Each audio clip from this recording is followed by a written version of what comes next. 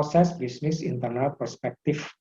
Yang pertama tadi adalah financial perspektif atau perspektif keuangan, yang kedua adalah customer perspektif atau konsumen perspektif, dan yang ketiga adalah proses bisnis internal atau internal bisnis proses. Proses-proses apa saja yang terjadi di dalam internal perusahaan tersebut? Yang pertama dilakukan dengan menggunakan analisis value chain. Apakah value-value masing-masing departemen itu bisa memberikan nilai yang positif. Kemudian kedua adalah aktivitas penciptaan nilai perusahaan terangkai dalam suatu rantai nilai yang dimulai dari proses perolehan bahan baku sampai penyajian produk jadi atau finished good kepada konsumen.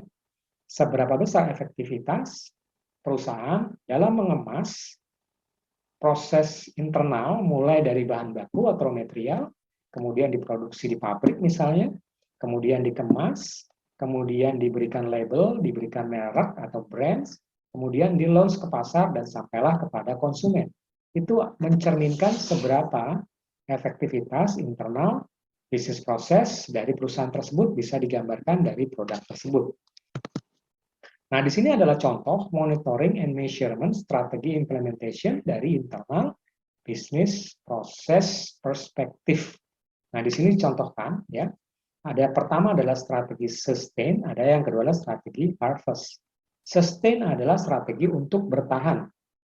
Nah, strategi sustain apa saja? Di sini ada contohnya adalah dari aspek strategic objektif, kemudian yang kedua adalah measure-nya bagaimana, strategic objektifnya seperti apa, measure-nya bagaimana, dan seterusnya. Ini menjadi 3 poin, yaitu point innovation, point operation, yang terakhir adalah post sales service. Jadi 3 ini berkesinambungan menjadi satu internal business process untuk menghasilkan produk yang terbaik bagi konsumen, yang tadi bisa memberikan experience, bisa memberikan nilai tambah, bisa memberikan loyalitas, dan bahkan akhirnya akan menjadi customer retention. Pada saat fase inovatif, yang harus diperhatikan adalah disruptive business model. Apa saja disruptive business model yang bisa menjadi arahan untuk mencapai strategic objective yang tadi adalah identify new application. Ya, measure-nya adalah calendar months sales. Artinya semakin banyak peningkatan sales, artinya semakin berhasil internal business process dari sisi innovation. Seberapa besar innovation itu akan menghasilkan revenue yang meningkat. Kemudian operation.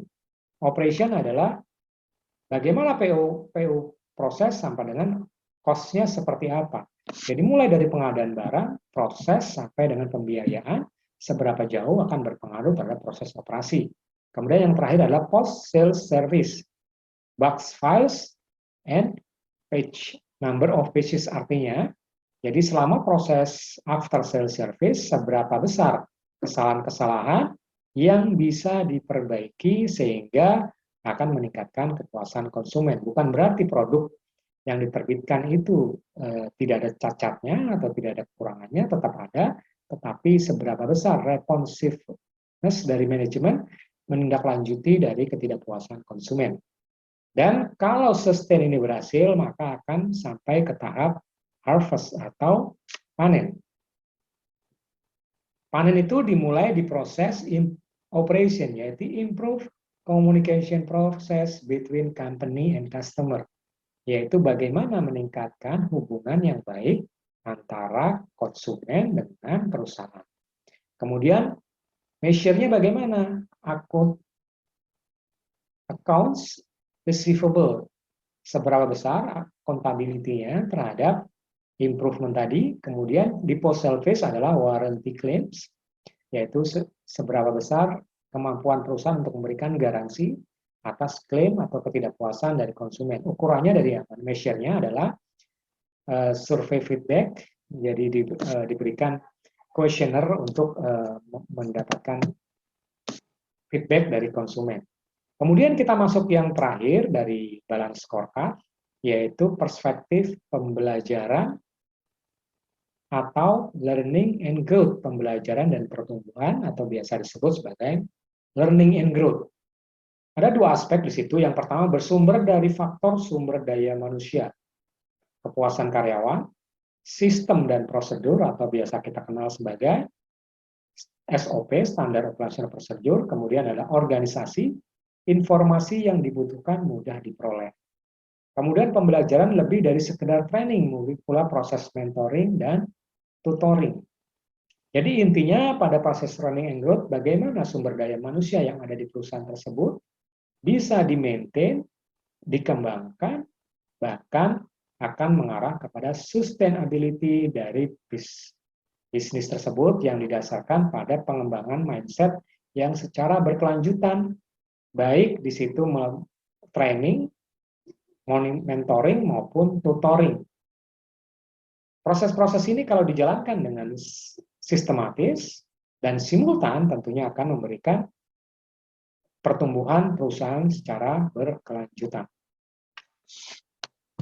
Nah, di sini adalah contoh dari learning and growth dari balance scorecard. Yang pertama adalah objektifnya to develop skills on BCCS, collection, efficiency, marketing, and communication. Jadi tujuannya adalah untuk mendevelop skill. Alat ukurnya apa? Berapa banyak jumlah training yang dihadiri. Misalnya karyawan tersebut ditargetkan untuk bisa mengikuti training. Nah, ada program-program training dan seberapa besar karyawan tersebut bisa menghadiri program training tersebut menjadi salah satu ukuran untuk menilai perkembangan sumber daya manusia. Targetnya bisa monthly, bulanan, diukur, kemudian inisiatifnya apa? Bisa in-house, artinya tim training di departemen tersebut yang melakukan training, bisa half day, setengah hari, kemudian bisa juga kita melakukan outsource atau manggil tenaga training dari luar, gitu, training yang sudah profesional, untuk memberikan pelatihan-pelatihan kepada karyawan kita. Yang terakhir adalah sharing type, gabungan antara in-house dan outsource. Kemudian objektif yang kedua, atau tujuan yang kedua adalah, yang pertama adalah tadi untuk meningkatkan skill, to align its personnel, bagaimana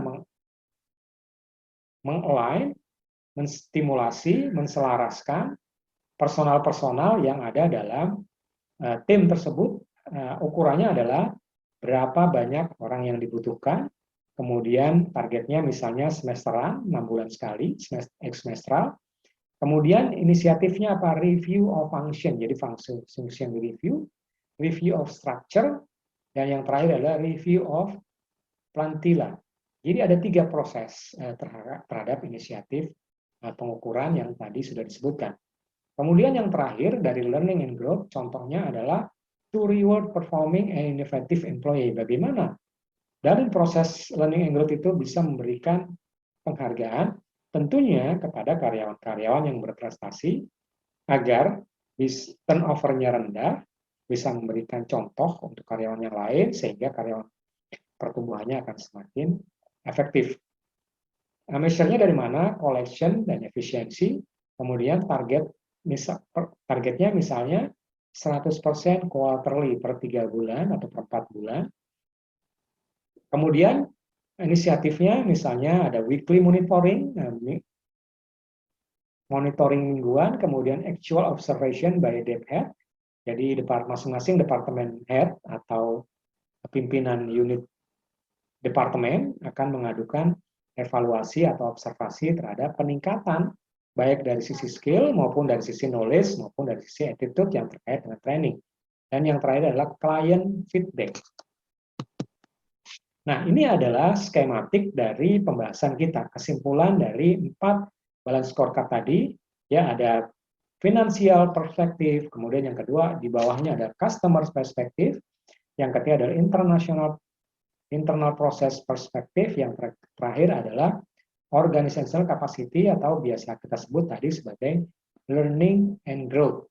Nah, bagaimana cara menyusun program balance scorecard?